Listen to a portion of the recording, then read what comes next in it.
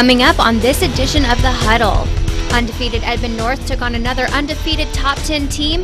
Were they able to keep their winning streak alive? And Santa Fe took it to Mustang to go head-to-head with the Broncos. Did the Wolves rack up yet another win? And the Bulldogs, coming off their 2-game winning streak, headed out to Choctaw. Were they able to make it 3 straight wins for the season? And finally, the UCO Broncos took a road trip out west to meet up with the Cal Poly Mustangs. Did they nab their 2nd win in a row? Hey, little one, now's not the time for sleeping. The Huddle starts now.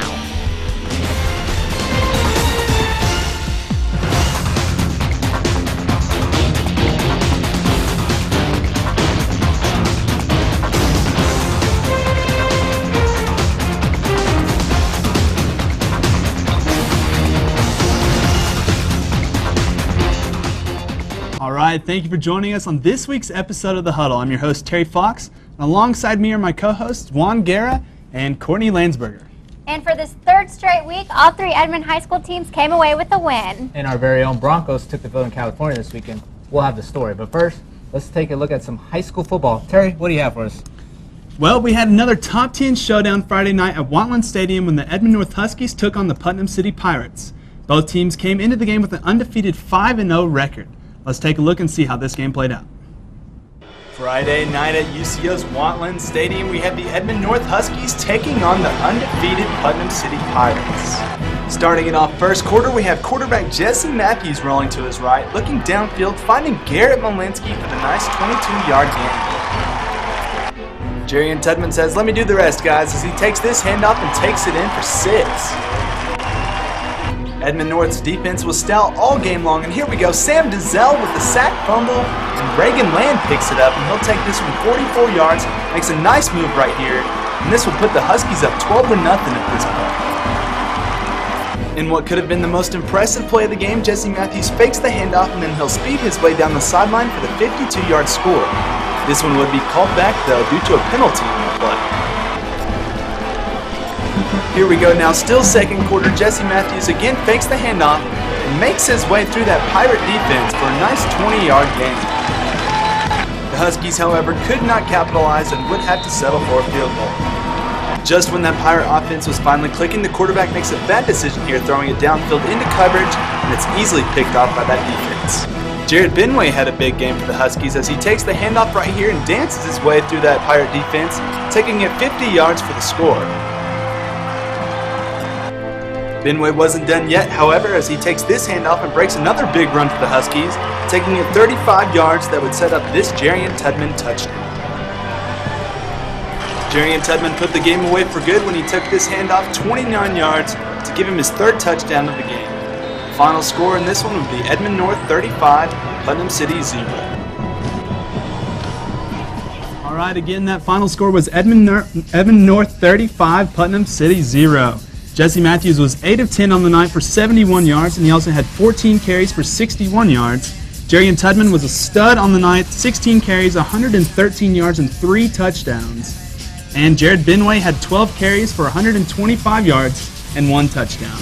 And Edmond North really just dominated this game from start to finish in this one, shutting out Putnam City's high-scoring offense. The Pirates, who averaged 430 yards of offense through the first 5 games, didn't even get a first down until well into the second quarter. Guys, what did you think of this game? Well, you talk about that offense. Casey Curtis, the running back for Putnam City, 21 touchdowns the first 5 weeks of the season. Had 6 the week before versus Del City. Last week, no touchdowns. I mean, they didn't even get on the board, so that defense was... He's averaging over 200 yards a game through his first 5 games. I think he had over 1,000 yards already on the season. 62 yards on 20 carries. And Jerry Tudman and Jesse Matthews are just unstoppable. I mean, they've proved that time and time again. They are just... They're beasts on the field. You know, no one can stop them. No one can put them down, really. All right, well, after the win, Edmond North jumped into the top 5 in Class 6A's rankings, taking the number 4 spot, 1 ahead of crosstown rival Edmond Santa Fe. Speaking of Santa Fe, Courtney, how'd they do this weekend? Well, Edmond Santa Fe once again proved themselves as a tough competitor when they headed down to Mustang this weekend and shut down the Broncos 35-6. Justice Hansen completed 19 of 35 passes for 352 yards and 5 touchdowns.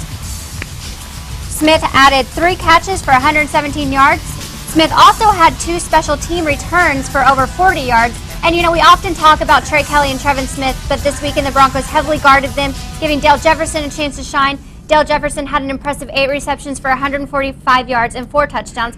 And currently they are 5-1 for the season and 3-0 in the district. So, they're strong in all areas, and as you had mentioned earlier, they're just trailing Norge just by 1 in the Class 6A. So they're doing great compared to their previous track record. What do you guys think about them, Juan? I mean, it's definitely a better season coming off the 1 win last year, and now they already have 5, and they did what they were supposed to do. They went on the road. They played a mediocre Mustang team that's kind of struggling with a lot of underclassmen, and they took care of business on the road, which is always good for a team. I agree. I definitely think that they're definitely worthy of that number 5 spot in Class 6A. They've played great all season, and it's really going to be a showdown when them and Edmond North face off later in the year. Oh, definitely. And they're a young team, too, which is what I like about them because, they're only going to improve from here. So it's great. But stay tuned as there's plenty more to come after the break. Juan will let us know if the Bulldogs are continuing their winning streak, and Whitney will give us an update on our UCO Broncos. All right, welcome back from the break. Juan, let's hear about those Edmond Memorial Bulldogs. The Edmond Memorial Bulldogs took their back-to-back wins on the road to Terry's alma mater, Choctaw. Both teams came in with losing records, and at the end of the night, only one team would walk out with a 3-3 record.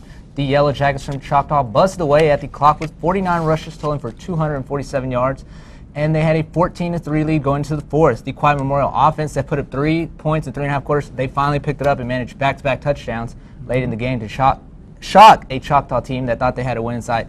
Down 14-3, Ryan Huff hit Daniel Smith on a screen pass, who made a couple of cuts to scamper in for 25 yards out.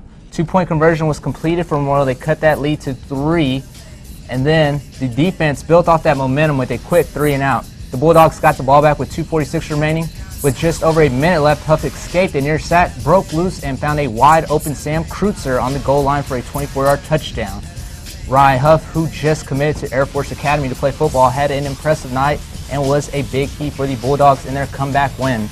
The win is their 3rd straight on the year and will look to keep their streak alive as they face Lawton Eisenhower on Friday. Ryan Huff finished 13 of 23, passing for 166 yards, 2 touchdowns, and Daniel Smith had 16 carries for 97 yards, as well as catching a touchdown at the backfield. Now, Memorial's coming off their 3rd straight win. What are you guys thinking? It's 3 straight for them. But they played Choctaw, though. I mean, can we just get at that point? They played Choctaw. The week before, they played another mediocre team. The week before that, it was a terrible team. So I don't think that they're back this season. I hate to say it, but Choctaw, my alma mater, has just never been good at football. My senior year, we went 0-10, and I think they're 1-5 now on the year this year. So it should be 2 easy back-to-back wins over Moore and Choctaw. PC North, I take for granted, or they actually had a decent team. So the positive thing about this is they did what they were supposed to do. They were supposed to beat those teams that have struggled, and that's what they did. Because I mean, if you don't win those 2 games, then you're looking at like maybe 1-9 season, or maybe. And they've definitely been improving. I mean, I have to give them that. I've been pretty tough on them, but they have been improving over the year. All right, well, that's all we have for high school football. Let's send it over to Whitney Kunschik to see how the Broncos did this weekend. Whitney? Thanks, guys. UCO's football team headed out west this weekend to take on the Cal Poly State Mustangs. The Broncos played a great game against the Mustangs and even held a 19-10 lead at halftime. UCO entered the final quarter with a slim 25-24 lead, but failed to hang on as the Mustangs went wild in the fourth, scoring 20 unanswered points, and they would go on to win the game with a final score of 44-25. Ethan Sharp was 30 for 50 on the night for 290 yards and 2 touchdowns. Josh Birmingham was limited to just 11 carries for only 24 yards, but he was effective as a receiver, catching 6 passes for 57 yards and a touchdown. The road loss was the 10th straight for the Broncos, and their record now sits at 1-5 on the season. They will be on the road again this weekend, taking on Washburn University in Topeka, Kansas. Well, it's time for a quick break, but make sure to stay with us as the gang will make their picks for this weekend's games. Welcome back from the break. It's time to take a look at this next week's games. Our first game of the week, we have Edmond North at Westmore. It's going to be the game of the week. Got 2 good teams. Courtney, who do you got? I have Edmond North. Westmore, they're a great team this year, definitely. But I'd like to make a little note here. The only team that they have lost to is Santa Fe, so it's pretty interesting. But I do think that Edmond North will beat them. Juan, what do you got? I'm going to take Edmond North on the road as well. They bounced back real well off that struggling win against Mustang, and they took care of Putnam City. So I think they're going to go down to Moore and take care of business. Where there's 2 or 3 touchdown win right there. Yeah, I definitely think Edmond North will take away with the win as well. I mean, they're just a dominant team, definitely deserving of that number 4 spot in the ranking. So our next game, we got Edmond Memorial versus Lawton Ike. Juan, who do you got? I think the magic's over for Memorial. I think they're going to go on the road. Santa Fe, it took Santa Fe till the final seconds to come back when they played at Lawton, and this week Lawton's coming in here to Edmond, and I think that it's going to be way too much for Memorial to handle. Courtney? I agree. I'm going to go with Lawton Ike. Terry? I'll take 3 for 3 on this one. Memorial's 3-game winning streak will end this week when they play Lawton. And so Edmond Santa Fe is our next game versus U.S. Grant. Oh, well, this will be an easy one. Definitely Edmond Santa Fe. U.S. Grant is 0 for 6, so I'm pretty confident Let's get a in score prediction. What do you think the final score Oh, will be? score prediction. I want to go 66-0. What about you, Terry? I might have to take like an OSU type of score and take maybe 70 for Edmond Santa Fe. Oh. Let's just hope they take it easy on U.S. Grant. I'm gonna say once soccer season rolls around, their soccer team will average more goals than the football team is averaging points per game. So I'm gonna take Santa Fe in a landslide. Yeah, U.S. Grant is not very good. Our last game, we got UCO at Washburn University. Courtney, who do you got? I have Washburn University. They're undefeated currently, so I think UCO just needs to kind of get it together. They need to quit getting tripped up over the small things. I mean, they do great all game, and then one little mistake, and then they're done from there. What do you got, Juan? UCO's only been able to prove that they can play 4 quarters one game. They're not really getting the ball to their playmakers maybe as many times as they need to, and I just don't see them winning on the road, so I'm going to take Washburn as well. Yeah, they hung tough with Cal Poly this last weekend and even led after 3 quarters, but they just don't know how to finish strong. I mean, they are obviously not utilizing Josh Birmingham with only 11 carries again, and in their only win, he actually was the bulk of their offense, ran for over 230 yards, and this last week he got 11 carries and he had 24 yards, and so they're not going to win with that formula. So, Right. All right, well, it's time to end the show with a bang. This week we have a special Edmond North rendition of our top 5 plays of the week. Let's take a look. Kicking off our top 5 plays of the week, coming in at number 5, Jesse Matthews takes this one 52 yards to the house. This one would be higher on the countdown, except there was a penalty on the play. It was still an impressive run nonetheless.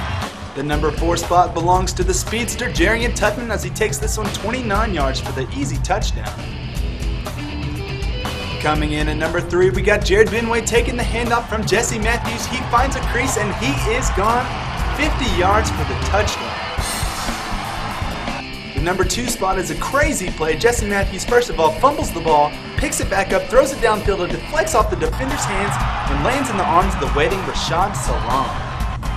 And with the number 1 spot in the countdown, it belongs to that Husky defense. Sam Dazell with the sack fumble, and Reagan Land picks it up and takes it 44 yards, makes the defender miss right here, and takes it in for the touchdown. And that'll do it for this week's top 5 plays of the week. All right, well, that'll do it for this week's edition of The Huddle. As always, remember to check us out right here every Monday for the latest news on your UCO Broncos. And for you high school football fans out there, don't forget we'll have the highlights for your Edmond high school teams as well. And remember, for all the latest news 24/7, you can check out uco360.com, or you can check us out on our U Central Facebook page. Have a great night, everyone.